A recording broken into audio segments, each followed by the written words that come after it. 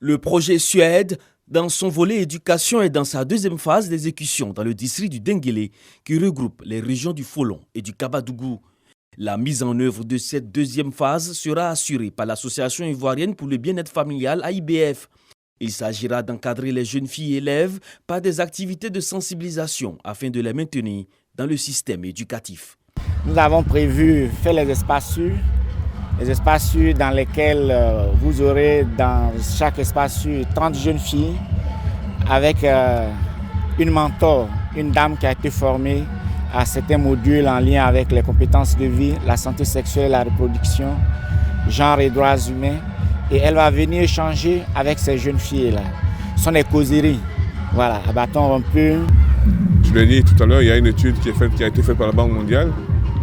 Chaque année supplémentaire pour une jeune fille à l'école représente un gain supplémentaire de 10 à 15% dans son revenu potentiel. À travers le projet, nous allons donner des compétences aux jeunes filles, nous allons donner des compétences aux mentors, nous allons donner des compétences au système de l'éducation nationale. Le projet va prendre fin en 2024. La cible, les jeunes filles de la 6e à la 3e. Ce sont 18 directions régionales de l'éducation nationale et de l'alphabétisation qui sont concernées par l'exécution de ce projet.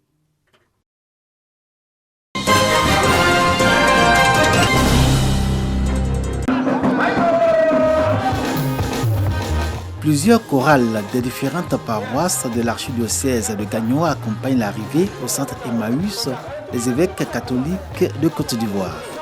Ils sont venus des 15 archidiocèses et diocèses que compte l'Église catholique, soutenus à l'ouverture des travaux par Monseigneur Paulo Borgia, nonce apostolique, les autorités administratives, les élus locaux, les autorités coutumières et les représentants des confessions religieuses sœurs. Le président de la conférence des évêques de Côte d'Ivoire, Monseigneur Ignace Bessi, plante le décor, rappelant l'intérêt et la portée de la rencontre. Actualiser l'enseignement de la catéchèse, moyen de connaissance de l'évangile et chemin de foi, mais aussi et surtout faire de la formation catéchistique un levier de l'éducation qui conduise à un développement humain intégral. La catéchèse, qui est une formation, une transmission de la foi, prend en compte tous les aspects de la vie de l'homme, le domaine éthique, le domaine moral, le domaine intellectuel et même humain. C'est une école de la vie en fait. Des prêtres qui se réunissent pour réfléchir sur l'éducation, on ne peut qu'être heureux. C'est à partir de l'éducation qu'on acquiert les valeurs. Et ce sont ces valeurs-là qui construisent la société, qui construisent la République. L'éducation fait partie des engagements missionnaires de l'Église catholique. En Côte d'Ivoire, l'enseignement catholique à travers ses établissements préscolaires, primaires, secondaires et supérieurs est crédité d'une image lumineuse. La rencontre des évêques sur la question bénéficie de l'onction du pape François. Son message d'encouragement à l'Église de Côte d'Ivoire et aux évêques est lu par le nonce apostolique, son Excellence, Monseigneur Paulo Borgia. Un siècle après pareille rencontre tenue en 1922, la remise au goût du jour de la formation catéchistique sonne comme exigence des temps actuels, en cohérence avec la vision de l'éducation de l'Église catholique. Nous espérons que ce que nous allons donner contribuera à organiser une éducation plus profonde dans notre pays au service du développement humain intégral. Beaucoup de fois nous parlons de réconciliation, nous parlons de paix. Mais il faut s'habituer, il faut s'éduquer, il faut prendre un habitus des personnes réconciliées, des personnes qui vivent dans la paix, des personnes qui savent dialoguer. La fin des travaux de la 120e assemblée plénière de la conférence des évêques catholiques de Côte d'Ivoire sera sanctionnée par une lettre pastorale. En même temps que les évêques catholiques de Côte d'Ivoire planchent sur la révision du contenu de la catéchèse, ils réfléchissent également à la question de l'autonomie financière de l'Église. In fine, une Église de Côte d'Ivoire autonome et unie pour tous. Et en perspective, le synode qui aura lieu en 2023 à Rome.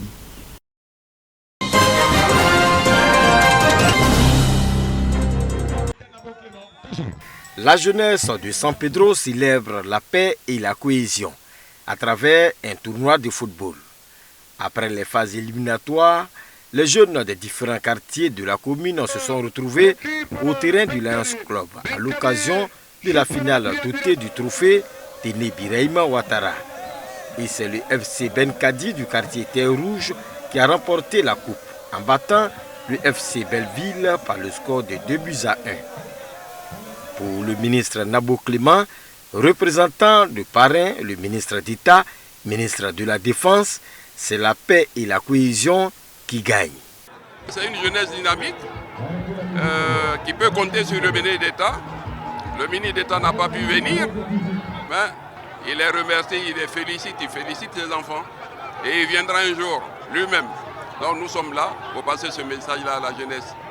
Tous les participants à ce tournoi sont répartis avec un souvenir au nom de la cohésion.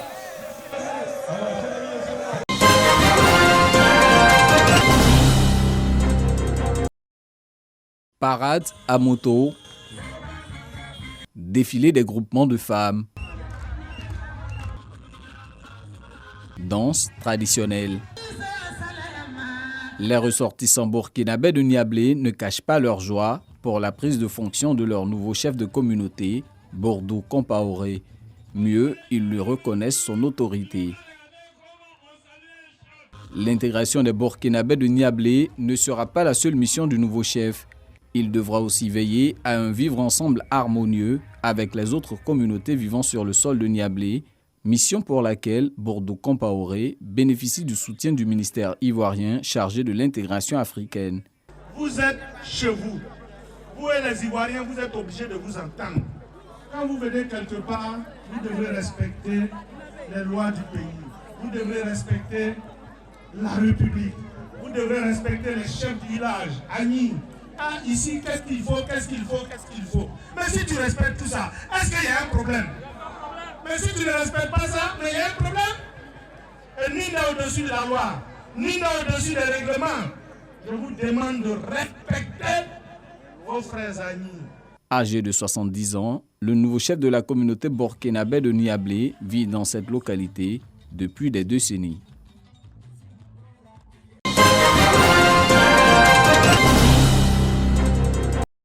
Dans la région du Ourodougou, bientôt le village de Sagoura Dougoula, situé à 50 km de Séguéla, aura une mosquée plus grande.